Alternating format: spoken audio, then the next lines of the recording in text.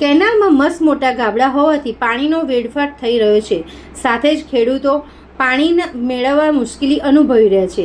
ડભોઈ થરવાસા ચોકડી પાસે નર્મદા મુખ્ય કેનાલમાં મસ્ત મોટા ગાબડા. તંત્રની ઘોર બેદરકારીથી ખેડૂતો પાયમાલ. ડભોઈ ઉનાળાની આકરી ગરમી વચ્ચે જ્યારે ખેડૂતોને પાણીની સૌથી વધુ જરૂર છે ત્યારે ડભોઈના થરવાસા ચોકડી પાસેથી પસાર થતી નર્મદાની મુખ્ય કેનાલની હાલત અતિશય બિસ્માર હાલતમાં જોવા મળી રહી છે. કેનાલમાં ઠેર ઠેર મસ્ત મોટા ગાબડિયા પડી જવાથી હજારો લીટર પાણીનો વ્યય થઈ રહ્યો છે, જેના કારણે છેવાડાના ખેડૂતો સુધી પાણી પહોંચતું નથી. રજૂઆતોનું કોઈ પરિણામ નહીં. ખેડૂતો દ્વારા દર વર્ષે નર્મદા નિગમના અધિકારીઓને લેખિત અને મૌખિક રજૂઆતો કરવામાં આવે છે, પરંતુ તંત્ર દ્વારા માત્ર આશ્વાસનો જ મળે છે. અધિકારીઓ દર વર્ષે સમારકામના નામે કરોડો રૂપિયાના આંકડા બતાવે છે, પરંતુ જમીની હકીકત કંઈક અલગ જ છે.